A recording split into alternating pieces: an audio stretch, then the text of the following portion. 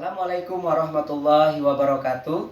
Halo anak-anak Indonesia dimanapun kalian berada. Apa kabar kalian pada hari ini? Semoga semua sehat. Jangan lupa 3M, yaitu mencuci tangan pakai sabun, memakai masker, dan juga menjaga jarak. Pada kesempatan kali ini, kita akan melanjutkan pembahasan latihan soal-soal untuk menghadapi persiapan PAS IPA kelas 8 semester 1 atau semester ganjil dalam materi bab 5, bab 6, dan bab 7, yaitu bab 5-nya sistem pencernaan makanan pada manusia, bab 6-nya zat aditif dan zat adiktif, bab ke-7 sistem transportasi atau sistem peredaran darah pada manusia. Baiklah anak-anak semua, untuk itu marilah kita mulai saja sekarang ya. Saksikan video berikut sampai dengan selesai. Oke.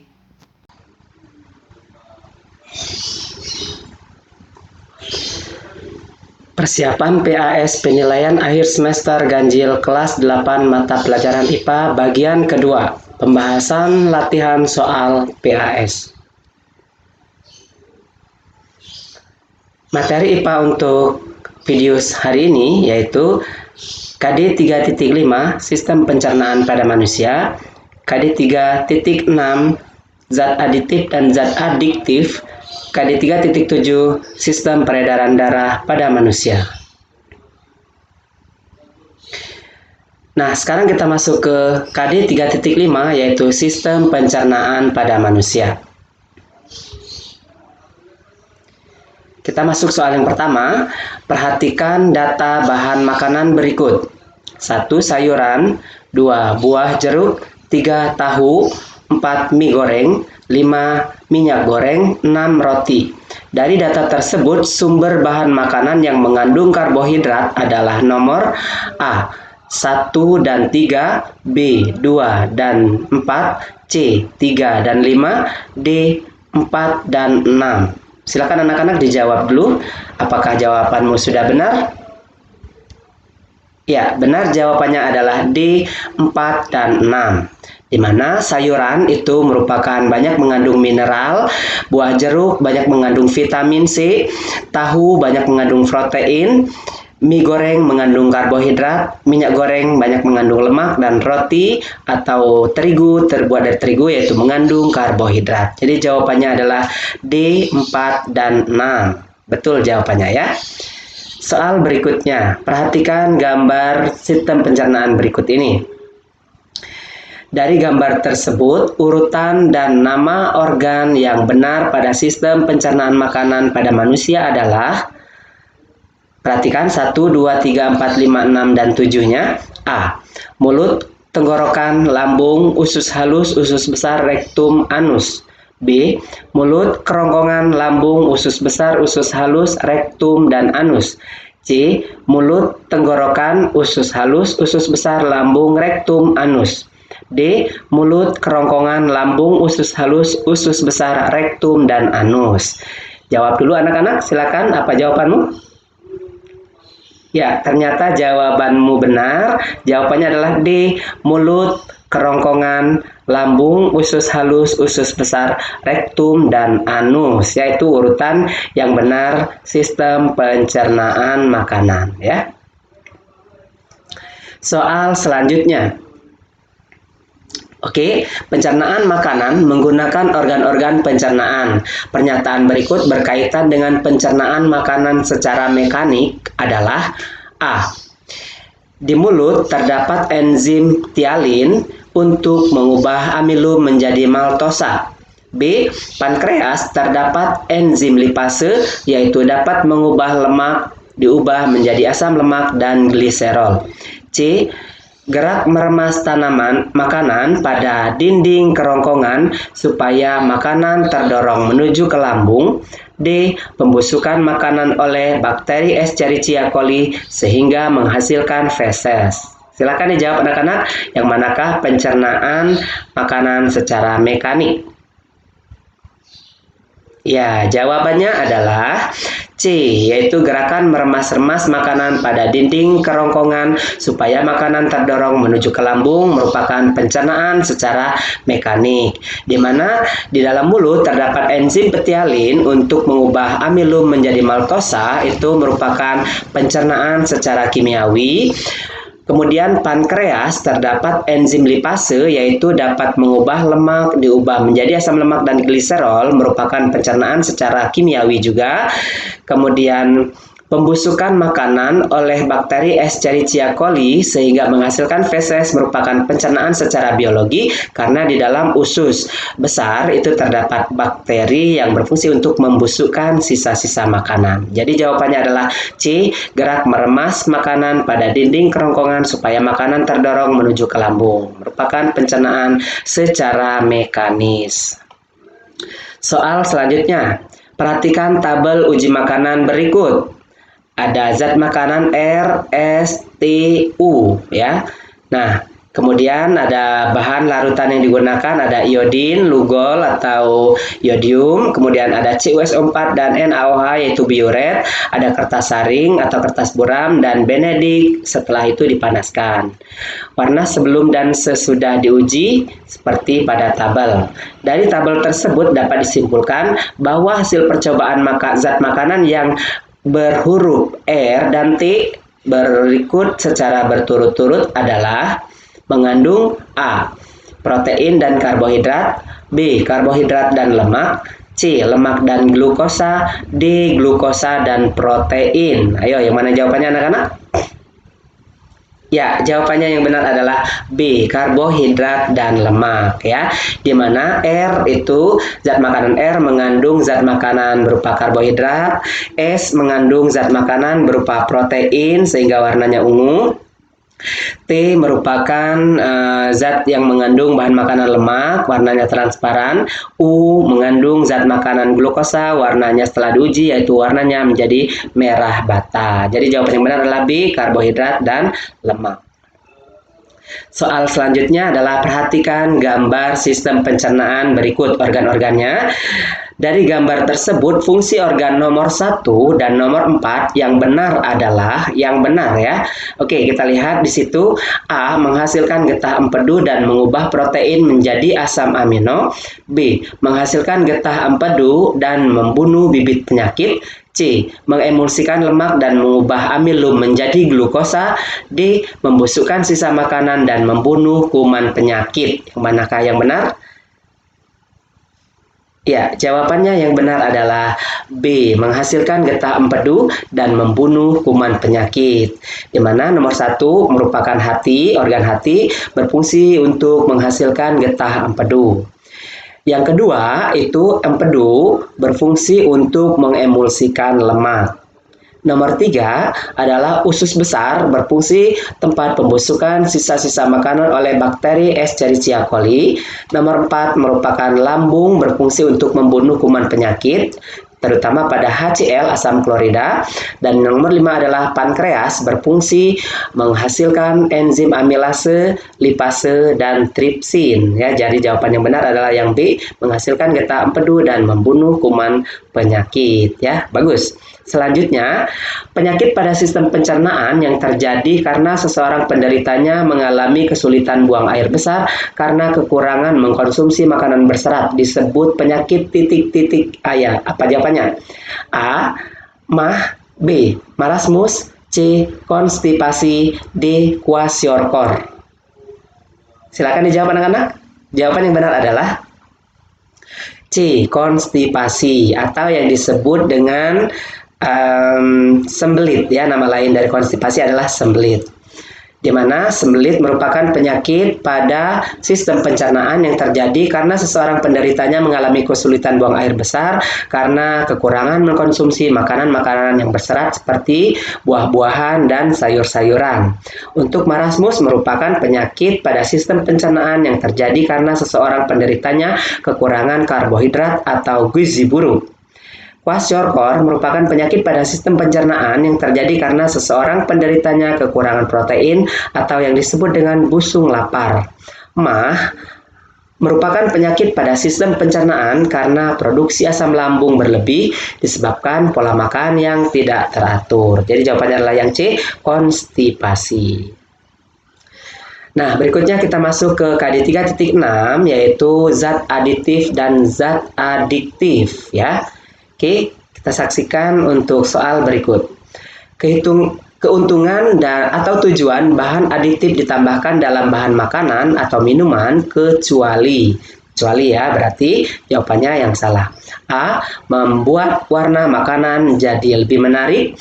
B. Membuat makanan lebih tahan lama. C. Membuat makanan dan minuman terasa manis. D. Melemahkan cita rasa makanan tertentu. Yo, silakan dijawab anak-anak. Ternyata jawabannya tepat, yaitu D. Melemahkan cita rasa makanan tertentu. Itu bukan keuntungannya ya, bukan melemahkan tetapi meningkatkan ya. Jadi keuntungannya adalah satu, membuat warna makanan menjadi lebih menarik, yaitu fungsi dari pewarna makanan, yaitu ada yang sintetis, ada yang alami. Yang nomor dua, membuat makanan lebih tahan lama, yaitu fungsi dari pengawet, ada pengawet alami dan ada pengawet sintetis juga. Yang ketiga yaitu membuat makanan dan minuman terasa manis, yaitu karena ada pemanis yang ditambahkan, yaitu berupa pemanis awet, pemanis alami dan pemanis buatan atau sintetis. Ya, jadi jawabannya yang D, melemahkan cita rasa makanan tertentu. Betul jawabannya. Berikutnya, Ibu Indah adalah seorang yang hobi memasak makanan untuk keluarganya. Suatu hari Bu Indah ingin membuat kue yang rasanya enak. Bu Indah mempersiapkan bahan-bahannya yaitu tepung terigu, eritrosin, gula pasir, telur, natrium benzoat, mentega, dan vermipan. Bahan yang aman dan tidak berbahaya bagi kesehatan jika digunakan untuk membuat kue tersebut adalah A. Tepung terigu, gula pasir, mentega, natrium benzoat. B. Eritrosin, tepung terigu, telur, gula pasir, vermipan. C. Tepung terigu, telur, gula pasir, mentega, vermipan. D.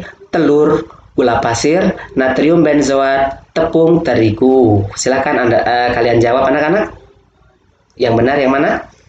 Ternyata yang benar adalah yang C. C merupakan tepung terigu, telur, gula pasir, mentega, dan vermipan. Pembahasannya adalah tepung terigu yaitu terbuat dari bahan alami yang terbuat dari gandum ya. Kemudian eritrosin yaitu pewarna merah sintetis atau berasal dari bahan kimia, itu berbahaya. Kemudian gula pasir yaitu pemanis alami berasal dari tebu, itu pemanis alami baik ya digunakan. Telur merupakan bahan alami yang berasal dari telur ayam, itu juga alami. Natrium benzoat yaitu pemanis sintetis ya, pengawet sintetis, ini sangat berbahaya juga bagi kesehatan. Mentega bahan alami berasal dari palem atau lemak yang bersifat alami juga. Kemudian vermipan ini pengembang adonan roti atau adonan kue berasal dari jamur, ini juga termasuk pengembang alami ya. Jadi jawaban yang tepat adalah yang C, tepung terigu, telur, gula pasir, mentega, dan vermipan. Pertanyaan berikutnya, perhatikan gambar komposisi makanan berikut. Ada komposisinya di situ, apa saja? Telur, tepung terigu, tepung tapioka, gula pasir, lemak nabati, keju bubuk, glukosa, susu bubuk skim, garam, soda kue, amonium bikarbonat, aroma. Ya, dari gambar tersebut bahan makanan dan zat aditif yang berbahaya jika dikonsumsi terus-menerus adalah A. Amonium bikarbonat dan soda kue. B. Tepung tapioka dan gula pasir. C. Lemak nabati dan glukosa. D. Keju bubuk dan garam. Ayo, yang mana anak-anak yang jawabannya yang paling benar? Ya, jawabannya adalah yang A. Amonium bikarbonat dan soda kue. Amonium bikarbonat dan soda kue merupakan bubuk kimia putih yang umumnya digunakan sebagai agen pengembang dalam adonan roti.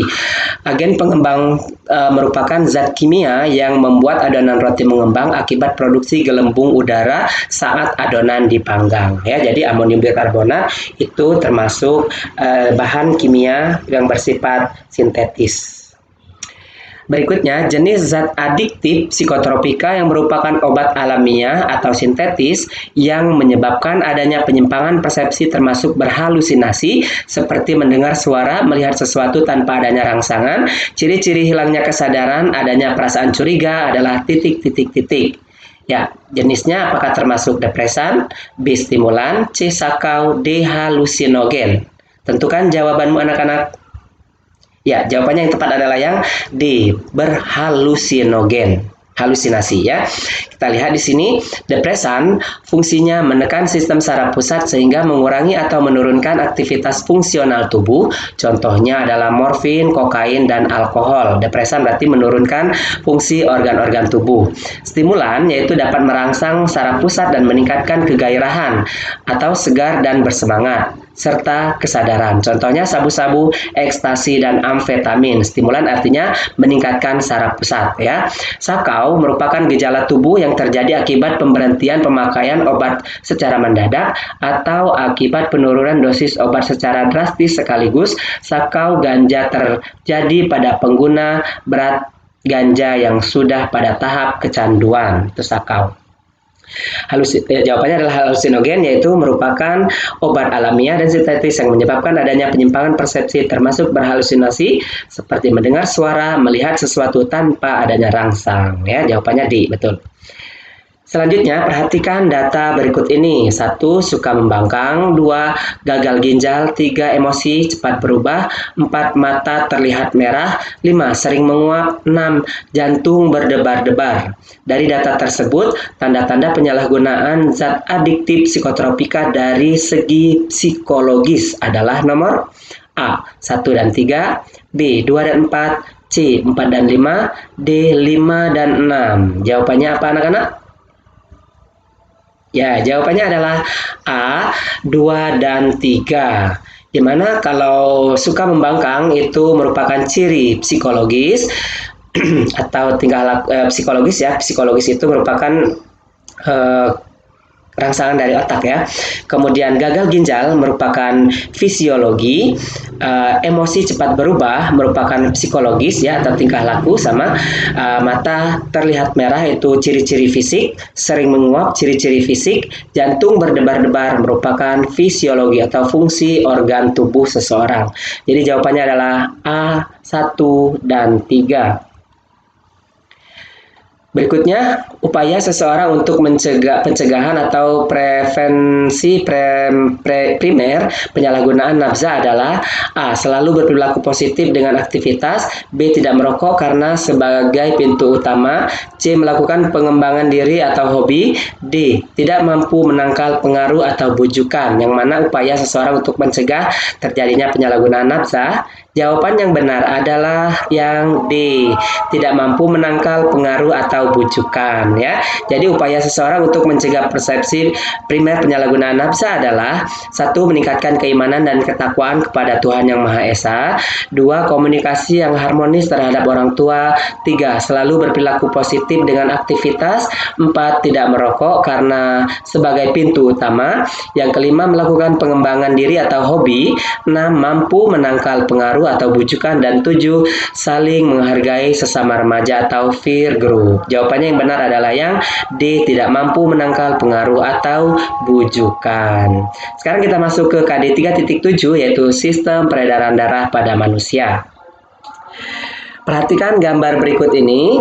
Berdasarkan gambar tersebut, nama dan fungsi sel darah tersebut adalah A. Leukosit berfungsi untuk proses pembekuan darah. B. Sel darah merah berfungsi mengangkut sari-sari makanan ke seluruh tubuh. C. Trombosit yaitu berfungsi membunuh kuman penyakit. D. Eritrosit yaitu berfungsi mengangkut oksigen ke seluruh tubuh. Nah, jadi kalian harus perhatikan gambarnya, apakah itu gambar leukosit, sel darah merah, trombosit atau eritrosit ya. Kemudian tentukan juga fungsinya. Jawaban yang benar adalah D ya. Eritrosit berfungsi mengangkut oksigen ke seluruh tubuh, di mana leukosit merupakan sel darah putih berfungsi membunuh kuman penyakit atau sebagai antibodi. Plasma darah yaitu fungsinya mengangkut sari-sari makanan ke seluruh tubuh. Trombosit merupakan keping darah berfungsi untuk proses pembekuan darah. Eritrosit merupakan sel darah merah berfungsi untuk mengangkut oksigen ke seluruh tubuh. Jawabannya adalah yang D. Oke, berikutnya perhatikan skema proses pembekuan darah berikut. Kita lihat skema pembekuan darahnya. Yang ditanya adalah yang bertanda A dan B. Dalam skema pembekuan darah tersebut, maka huruf A dan B secara berturut-turut yang benar adalah A. Trombin dan fibrin, B. Protrombin dan fibrin, C. Fibrin dan trombin, yang D. Protrombin dan trombin. Yang mana jawaban yang benar anak-anak?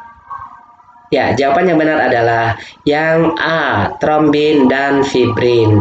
Jadi skema proses pembekuan darah dimulai dari trombosit yang pecah karena tergores, kulit kita tergores, akhirnya mengeluarkan trombokinase atau enzim tromboplastin, yaitu trombokinase yaitu dapat mengubah atau mengubah protrombin dengan menjadi trombin dengan bantuan ion kalsium dan vitamin K, maka fibrinogen menjadi fibrin sehingga luka tertutup. Itulah skema proses pembekuan darah ya.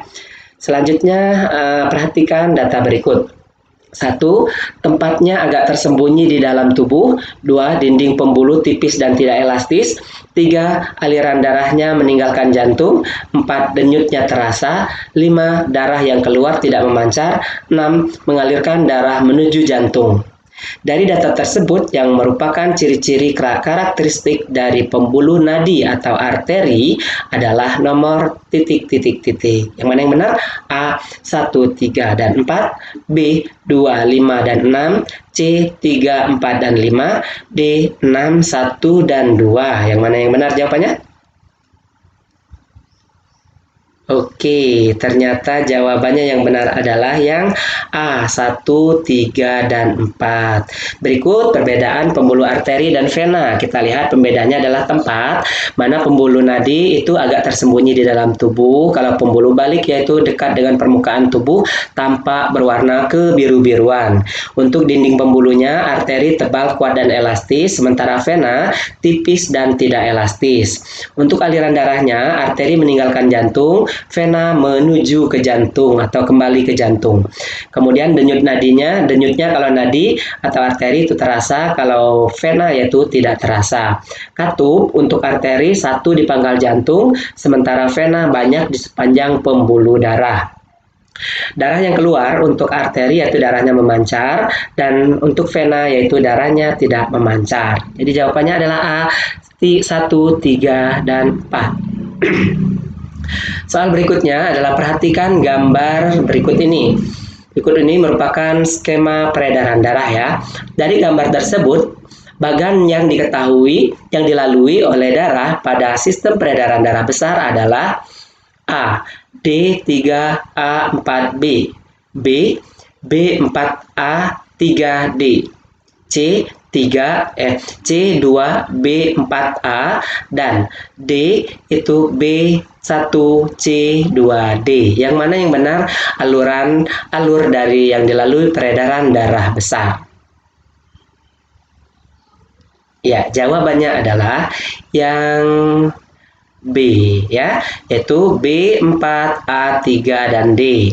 Di mana keterangannya nomor 1 itu adalah paru-paru kanan, nomor 2 paru-paru kiri, 3 vena cava inferior, 4 aorta, A itu kapiler darah, yang B bilik kiri, yang C serambi pulmonalis ya, yang D bilik kanan. Peredaran darah kecil itu dimulai dari peredaran darah ke paru-paru, yaitu serambi kanan, bilik kanan, arteri pulmonalis, paru-paru kanan, paru-paru kiri, vena pulmonalis, serambi kiri menuju ke bilik kiri. Sementara untuk peredaran darah besar, peredaran darah ke seluruh tubuh dimulai dari serambi kiri menuju ke bilik kiri, kemudian aorta, kapiler di seluruh tubuh, kemudian menuju ke vena cava inferior, serambi kanan, dan menuju ke bilik kanan. Ya, itu jawabannya adalah B, B4A3D. Soal selanjutnya, perhatikan skema golongan darah berikut. Ini adalah golongan darah A, B, AB, dan O. Pada skema tersebut yang termasuk golongan darah yang dapat memberikan darah ke golongan darah manapun atau golongan darah titik-titik dan disebut dengan titik-titik. A, AB merupakan resipien universal, B, O merupakan resipien universal, C, AB pendonor universal, dan D, O pendonor universal. Mana jawabanmu anak-anak? Ya, jawaban yang benar adalah yang D. Darah O merupakan pendonor universal ya, karena dia dapat memberikan ke semua golongan darah. Sementara golongan darah AB merupakan golongan darah resipien universal karena golongan darah AB bisa menerima dari semua golongan darah, tetapi dia tidak bisa memberikan ke golongan darah A, B, dan O. Tapi bisa memberikan ke sesama AB saja, makanya disebut dengan resipien universal. Selanjutnya kita masuk ke soal berikut. Gangguan dan penyakit pada sistem transportasi atau sistem peredaran darah manusia yang benar adalah A. Hemofilia, suatu penyakit keturunan yang ditandai dengan terjadinya pendarahan spontan dan pendarahan yang sukar berhenti atau darah sukar membeku. B. Jantung koroner disebut juga tekanan darah tinggi, yakni di atas 120/80 mmHg, gejala sakit kepala, pusing, kelelahan, pendarahan di hidung, mual, muntah, dan sesak napas. C. Stroke merupakan penyakit yang terjadi jika arteri koronaria atau arteri yang menyuplai nutrisi dan oksigen tidak dapat mensuplai darah yang cukup ke otot-otot jantung. D. Yaitu hipertensi, merupakan salah satu penyakit yang terjadi akibat tersumbatnya pembuluh darah yang menuju otak oleh lemak atau kolesterol, sehingga menyebabkan kurangnya asupan oksigen ke otak. Nah, silakan anak-anak dijawab dulu apa jawabannya yang benar. Oke, ternyata jawabannya yang A ya. Yang A itu apa? Hemofilia, suatu penyakit keturunan yang ditandai dengan terjadinya pendarahan spontan dan pendarahan yang sukar berhenti atau sukar membeku. Jadi penyakit ini merupakan penyakit genetis yang diturunkan dari orang tua kepada keturunannya. Sedangkan jantung koroner merupakan penyakit terjadi jika arteri koronaria atau arteri yang menyuplai nutrisi dan oksigen tidak dapat menyuplai darah yang cukup ke otot-otot jantung. Itu disebut dengan jantung koroner. Stroke merupakan salah satu penyakit yang terjadi akibat tersumbatnya pembuluh darah yang menuju otak oleh lemak atau kolesterol, sehingga menyebabkan kurangnya asupan oksigen di otak. Untuk hipertensi merupakan penyakit tekanan darah tinggi, yakni tekanannya di atas 120/80 mmHg, gejala sakit kepala, pusing, kelelahan, pendarahan dari hidung, mual, muntah, dan sesak napas. Jadi jawabannya adalah yang A, hemofilia, yaitu penyakit keturunan yang ditandai dengan terjadinya pendarahan spontan dan pendarahan yang sukar berhenti atau disebut dengan darahnya sukar membeku ya. Oke, nah itu dia pembahasan yang sudah kita lakukan untuk menghadapi PAS pada semester ini. Sekian dan terima kasih. Selamat belajar, sukses selalu buat kalian semuanya. Dadah.